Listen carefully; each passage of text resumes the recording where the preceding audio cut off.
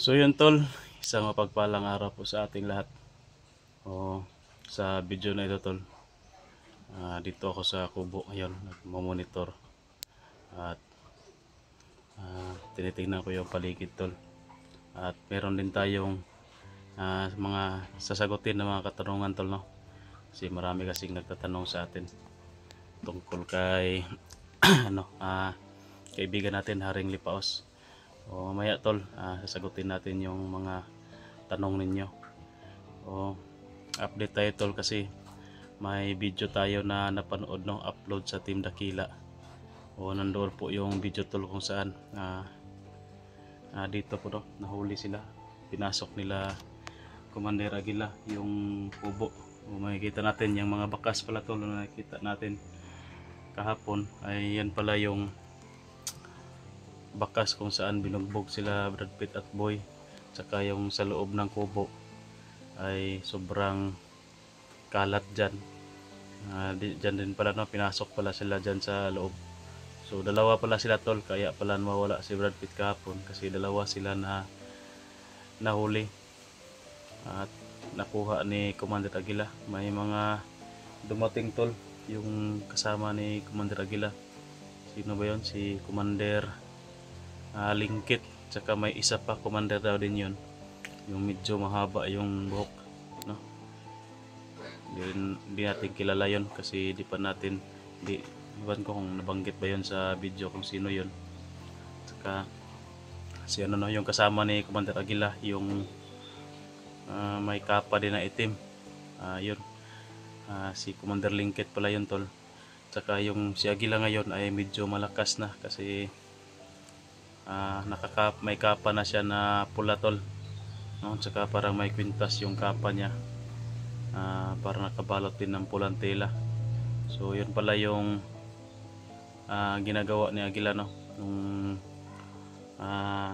wala din natin nakikita, nagpapalakas pala siya. Totoo pala yung sabi tol na mula doon sa kuweba nagpapalakas si Commander Aguila doon, at may katagpo na isang commander daw ng pulahan.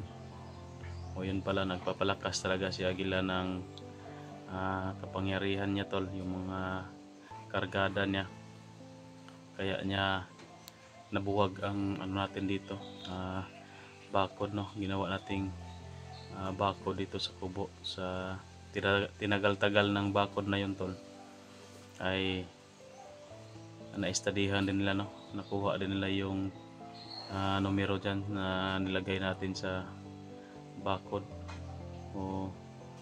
Nabuwag talaga ni Aguila tol.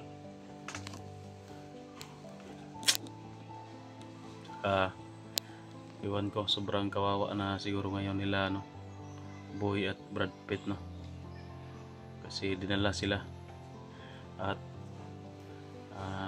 bala kong mag agad tol, explore agad, siguro mamayang gabi aalis na ako, or mag prepare lang ako tol ng kailangan kong dalhin ng mga gamit. Baka matagal tayo makauwi, no. Iwan ko kung may magpapakain pa ba ng baboy natin dito.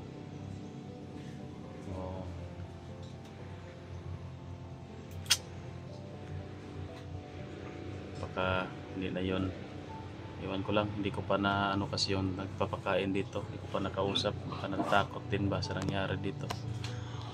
At yan tol, yung mga katanungan po, no, na marami kasi akong nababasa doon sa comment section na nagtatanong tol kung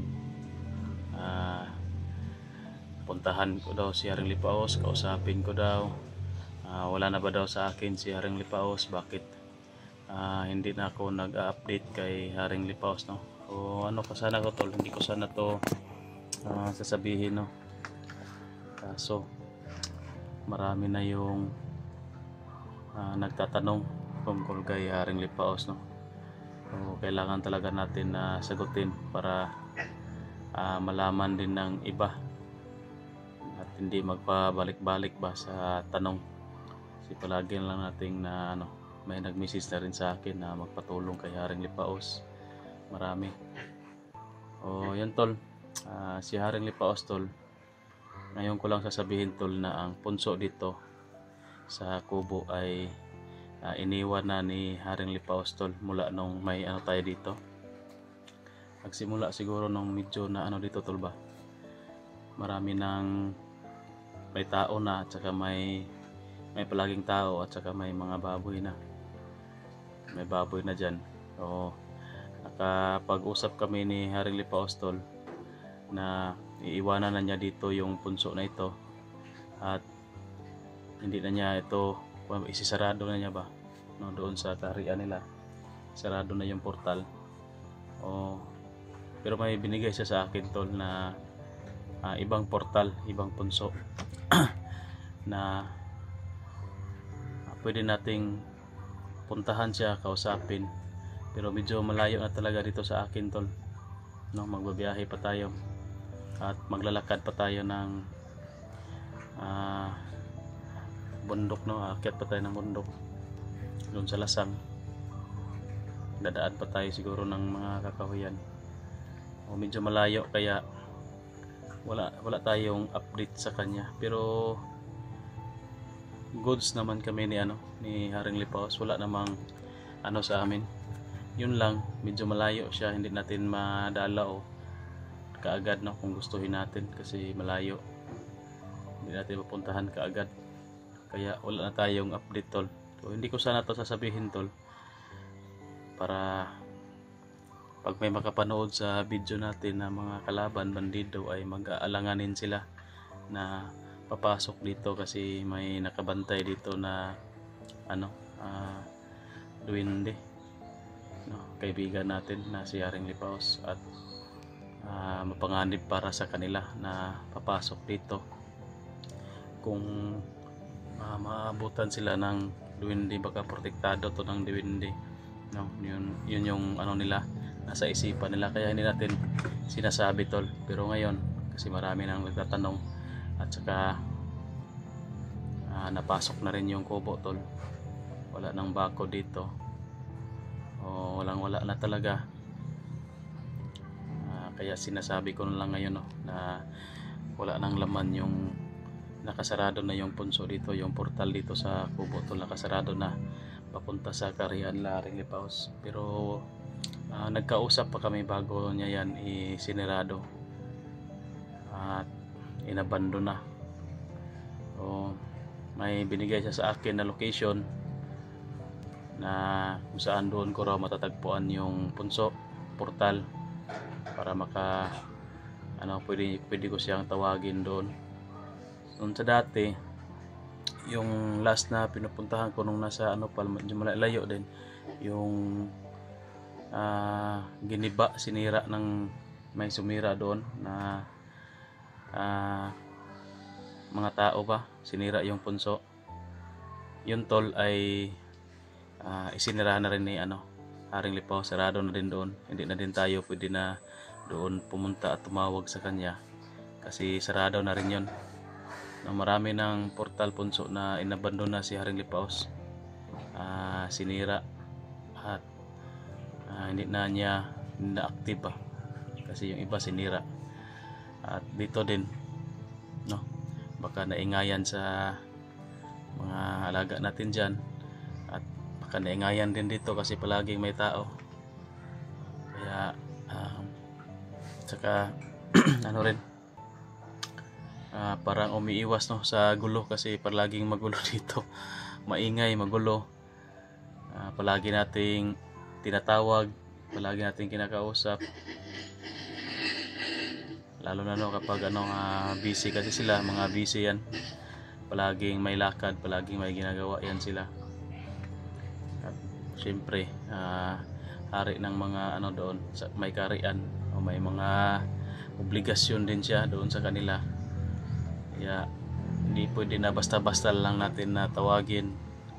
Pero yun, dahil tinatawag natin, lumalabas, nagpapakita, pero yun siguro naingayan, palagi natin ginugulo, kaya yun nagpakalayo-layo ng area. So hindi pa ako nakapunta tol, no, sa binigay niya sa akin na location. So kung pupuntahan natin yon, siguro maghahanap pa tayo kasi hindi natin kabisado yung area, o hahanapin pa natin doon kung saan yung location ay so saan yung punso banda. Pero yung location binigay na sa atin, no, pwede na natin puntahan, maaari natin puntahan, pero maghahanap pa tayo doon.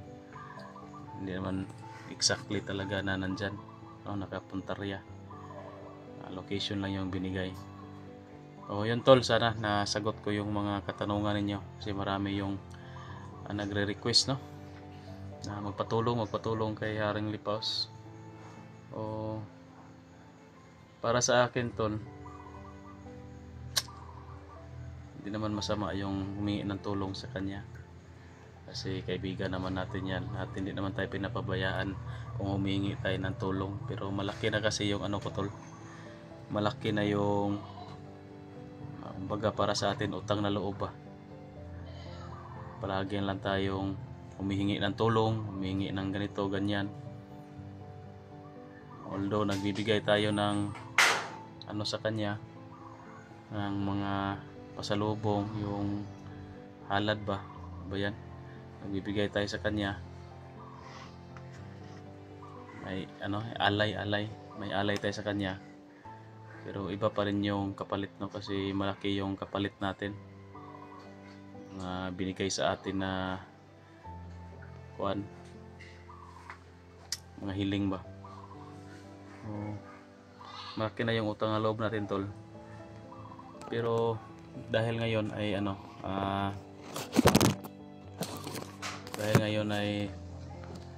nasa tayo at madalian kasi to. Sa bagay naman tol, yung mutya na nasa akin bigay na rin Lipaos ay active naman yun, no, pa rin, maramdaman ko pa rin na aktibo siya at pwede pa rin natin gamitin. At siguro hindi na ako makapunta kasi kung pupuntahan ko pa tol, maghahanap pa ako doon kung saan banda yung portal. Kailangan emergency kasi to, na kailangan makapunta agad tayo doon sa kung saan nila dinala si Boy at Brad Pitt. Mag-prepare lang ako, dadalhin ko pagbaon o ano pa yung mga gamit na pwede kong madala. Hindi naman pwede na marami din yung dala ko kasi mabigat sa bag, mabigat, no. Kung makasagupa tayo, mabigat, hindi makatakbo ng mabilis, baka maiwan pa natin kung mabigat at marami yung kalaban, maiwan na lang natin yung gamit. So buti yung lang siya, carry lang siya natin na hindi tayo mahirapan. Kadalasan dyan kunting damit at pagkain talaga yung kailangan natin dyan. So yun tol, maraming salamat po, no, sa inyong walang sawang pagsuporta po sa akin tol.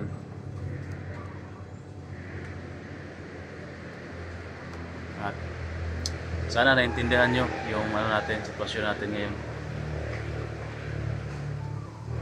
Saka na lang tayo hingi ng tulong kay Haring Lipaos kung talagang gipit na talaga tayo tol, at mahirapan na talaga tayo kasi marami na tayong utang na loob dyan kumbaga baka pagdating ng panahon yung buhay natin yung kapalit dyan no, pagpasok natin doon sa karya nila ay doon na tayo mamalagi at hindi na tayo makakalabas kasi yun nga ay, pero hindi ko naman yan iniisip, pero may posibilidad na ganyan kasi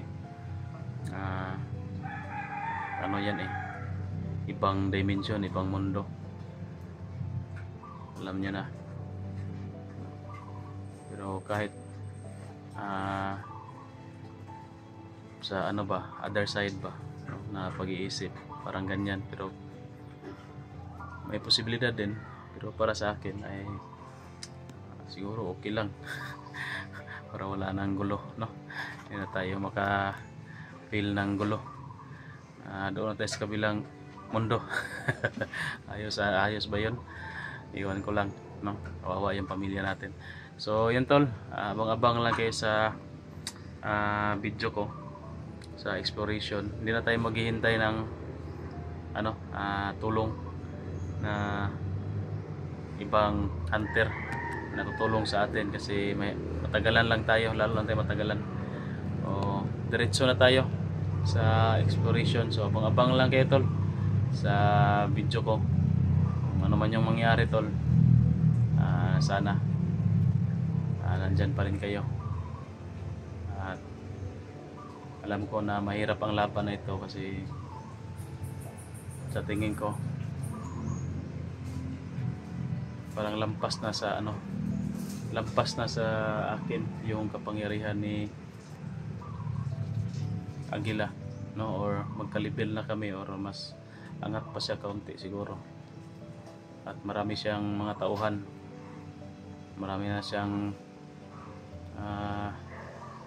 ginawang commander, marami nang alalay. Sana pagpalain tayo tol nawa ng Panginoon. So ingat kayong lahat tol. God bless. Paki-share lang po sa video natin. Bye.